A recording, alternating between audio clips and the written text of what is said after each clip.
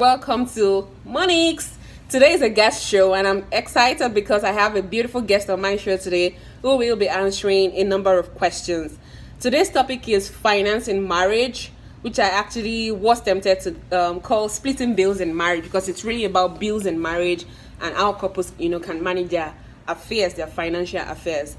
So I'm an attorney, and over the last few years, I've heard and read and seen cases of divorce and separation due to a lot of reasons, but one of the reasons that actually stand out for me is when couples fail to agree on their financial affairs. Like, they do not agree on who pays school fees, they do not agree on who picks up, electricity bill, water bill, gas bill, car repairs, mortgage, and what have you. So they just fight, they argue. Like, there's just no structure in terms of their financial affairs. So sometimes, unfortunately, these arguments, these fights end up in divorce and separation. So what I want to say is that things have changed, norms are changing, societal values are changing. Things are no longer the way they used to be, like back then in the days of our grandparents, where the fathers would go out to work, come back home, bring in money to take care of their wives and children, and women back then basically just stayed back at home popping babies and doing homekeeping jobs. Things have changed. Like, you rarely hear or see cases like that anymore. Like, everybody goes out to work in the morning, both the wife and the husband get out in the morning to go to work, make some money, and come back home late at night sometimes. So things have changed, and we're almost in 2020, like, where things will keep on changing. So most guys that I've seen read off or no don't want a slave mama who just stays back at home with no source of income. Most guys today want a woman who is independent. If you make a lot of money more than your husband, fine for you. If you don't, just try as much as possible to make money, have a source of income. Don't just be a slave mama who just sits back at home without a source of income. So you can actually be a slave mama who picks up some bills. You don't necessarily have to pick up the big bills like the mortgage, like car repairs, whatever. You can pick up small bills like water bill, DSTV bill, electricity bill, gas bill. Yeah. So even if your spouse doesn't want you to, pick up these bills, you can do it behind him. So when he comes home, you can just tell him, "Oh, honey, I picked up the gas bill. Honey, I picked up the electricity bill. I picked up the water bill."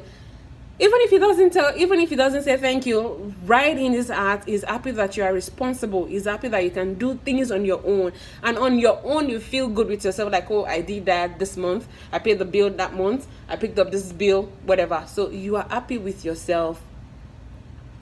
So I don't talk too much. I'm going to leave the floor open to my guest now. My guest is Oyebimpe, a beautiful young woman that I met back in my university days. She's strong, she's smart, she's eloquent, she's a working mom, and a mother of 2 beautiful kids. She's going to answer the questions on splitting bills in marriage, and I hope you learn from her and you pick ideas from what she's going to tell you. And when she's done with the questions, I will be back to do a recap and also give you my 2 cents on splitting bills in marriage. I'll see you soon. Hi everyone, my name is Bimpemi Bokwe, and I'll be talking about finances and marriage. The first question is, should couples talk about finances before they tie the knots? Absolutely yes. The husband and the wife, or the boyfriend and girlfriend, fiance and fiancé, should come together and talk about how much they earn. The husband should know how much the wife earns, the wife should know how much the husband earns, so that they can plan together. Planning is very fundamental before couples come together to tie the knot, because you want to know how much rent you can afford, you want to know how much furniture you can afford, you want to know, so that if you have, for instance, 10 million naira income per annum, that's the 2 couples joined together. You don't want to take your rent of 3 million naira or your rent of 4 million naira, because this is going to affect your finances adversely. So for me, from my point of view, I think couples should come together and talk about finances. Then secondly, should couples keep a joint account? This is a very, very sensitive question, and I'll try to approach it from different dimensions. Yes, joint account is very good. It is a way to keep money for a particular project, but the way I'm going to approach it is not that whatever I earn, the totality of it, I put it in an account, and whatever my husband earns, the totality of it, put it in one account. I believe that husband and wife should decide on the proportion of contribution. If I earn more, then my contribution should be more. If my husband earns more, then his contribution should be more. So it should be a proportion or a percentage of my salary, and a proportion or a percentage of my husband's salary. This is supposed to be reserved for rainy days or for a particular project. However, based on my background as a lawyer, I found that there is no divorce case, or maybe majority of the divorce cases that I have witnessed, joint account has always been an issue because one party is always greedy, or one party is always selfish, or one party lacks respect for the other party by taking money without the consent of the other party. And it is a sensitive issue. In Yoruba language, they say "Owó ló ń ba ojú ọ̀rẹ́ jẹ́." So definitely money issues in marriage as well can cause chaos and lead to divorce or separation. So it depends on both parties. Whatever they agree, they can decide to do a joint account, and they can decide not to do a joint account, but it shouldn't be an issue to pick up the bills. The Bible says the husband is the head of the house, while the wife is the neck. So definitely the neck supports the head.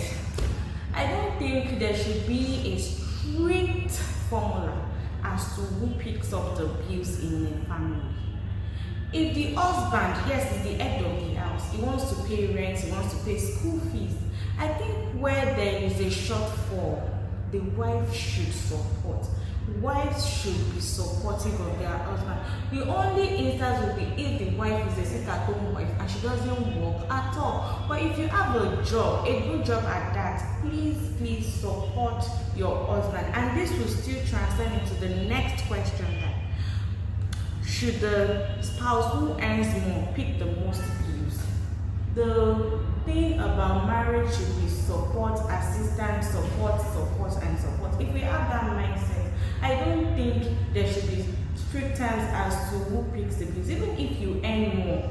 But if it's just convenient for me to assist my husband at that time, I think I should be able to do that. It's not about who earns more or who earns lesser. It should be about convenience. It should be about a plan.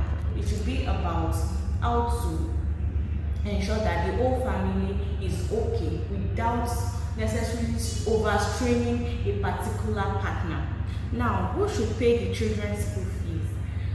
Well, I grew up in a family where my daddy picks up the fees.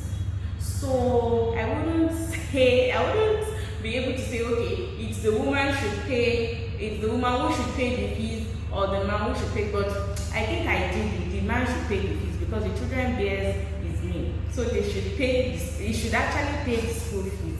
Yes, because these things are fundamental to even a child's growth and psyche, and how they behave in future. If they find out that, oh, my mommy has been handling the bills and it might just take the way they think generally.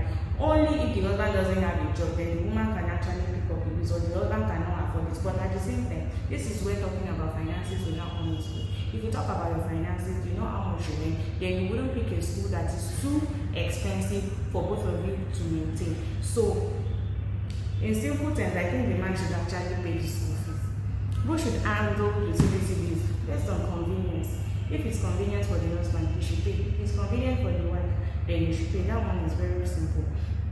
Then who should cater to the children's needs? Maybe shoes, clothing, whoever feels that this is convenient for. I think, but the mother most times knows what suits the children, knows what clothes they want. The children will talk to her about what they want. Some families now, we can say that fathers are doing better, so the children can also relate to the father. Whoever it is that can do that feels that it is okay for her to, or him or her to do that, she can actually handle that. Then managing a spendthrift and a stingy spouse. Actually, to manage a spendthrift spouse is easier than managing a stingy spouse, because most people that are spendthrifts, they actually want to be curtailed.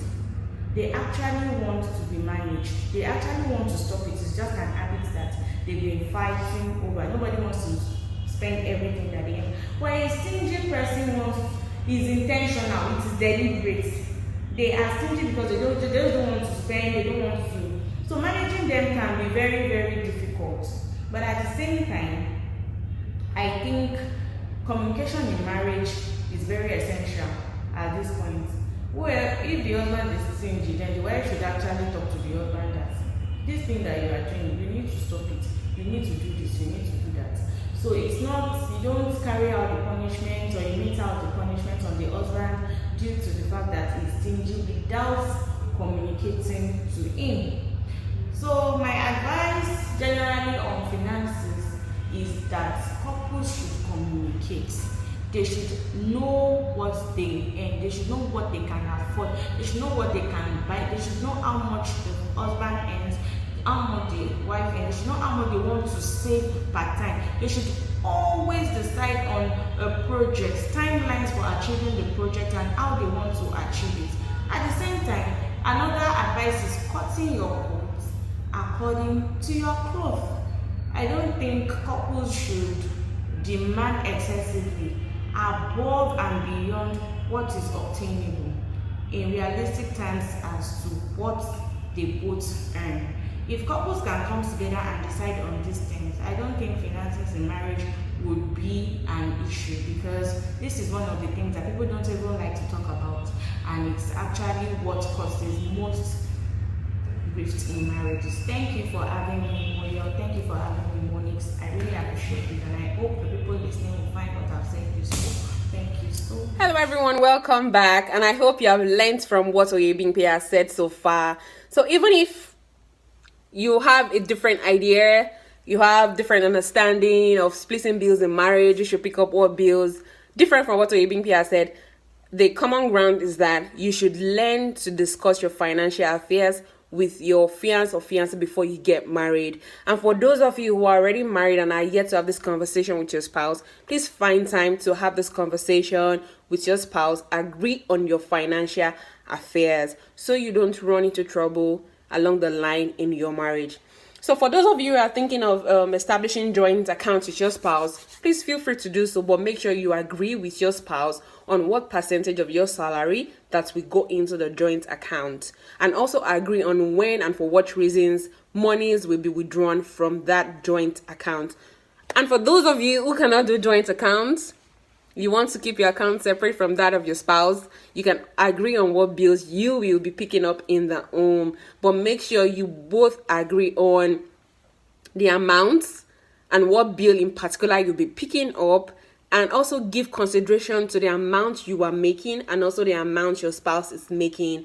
If your spouse is making $10,000 a month, it shouldn't pick a bill that will be up to $8,000, of which you, the other spouse, you are making $20,000 a month, and you want to be picking a bill that is just $1,000.